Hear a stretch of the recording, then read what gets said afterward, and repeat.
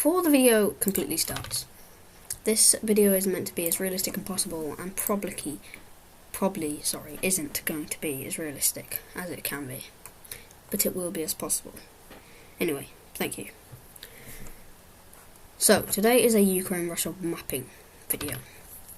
Here, the offensive in Ukraine has not gone well at all. Inevitably, they decide it's time to launch a nuke. Russia, fire a nuke from Moscow. Here. It destroys Ukrainian fronts and troops across this whole front line. For this universe and this little world, it will only be 20 days until it goes away. NATO, on the other hand, did agree that they would join the war if any nuclear weapons were launched. And they do. They immediately occupy the Kaliningrad area, and Poland start their long-awaited offensive into Belarus's western front. Border tensions between the two being massive. In this, Belarus has inevitably joined Russia as their offensive in Ukraine was going horribly. They take a decent portion of the western area of Belarus. The Baltic states move in and make their offensive in the north and northwest, inevitably joining up with Polish forces and making an encirclement. Ukrainian troops not able to fight neither the Russians, so the surviving ones come up and launch their southern offensive into the south of Belarus, pushing up high. Belarus has a very little amount of troops, and troops from these countries combined is going to absolutely wreck them all. Belarus inevitably decides to give up. Russia inevitably decides to give up Belarus to the west, as it being weak. But this is not a good decisive decision by Russia, due to this front now completely being on Russia.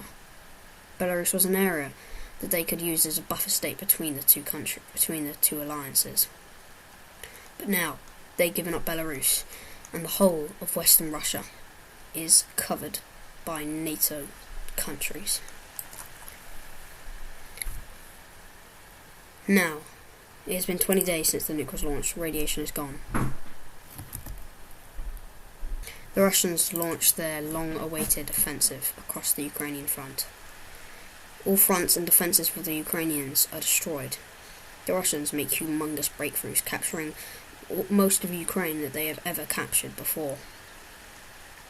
The West now takes this as an opportunity to make their counter-offensive, pushing up the whole front, the northern front, completely collapsing.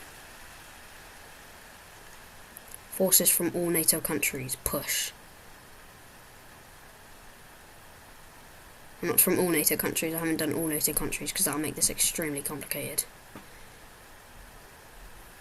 Russia inevitably lose their offensive against the Ukrainians, but on one circumstance. Donetsk and Luhansk gain their independence, but Ukraine achieves Crimea back.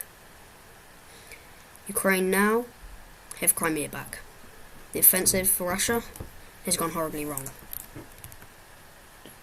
Some people in Russia don't even believe Russian governments anymore. The Russians and the country in a completely horrible state. But at least, for them, Donetsk and Luhansk gain their independence.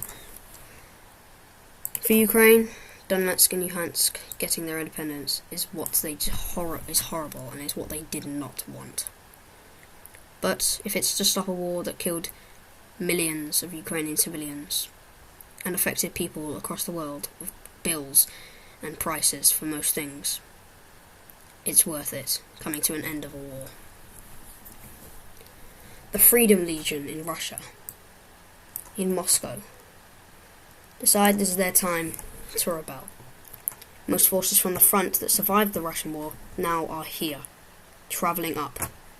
This gives the Russian Freedom Legion time to take quite a bit of land. They make a massive rebellion, destroying and eliminating any Russian resistance or Russian government officials that stop them in their way.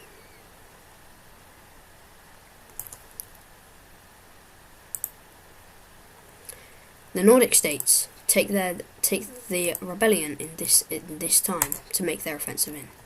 This has been part 1. Tell me if you want part 2. If you have any corrections, leave it in the comments. If the comments are not on, you can easily join my Discord server and tell me. It is in the comments. I mean in the description, sorry. Thank you for watching.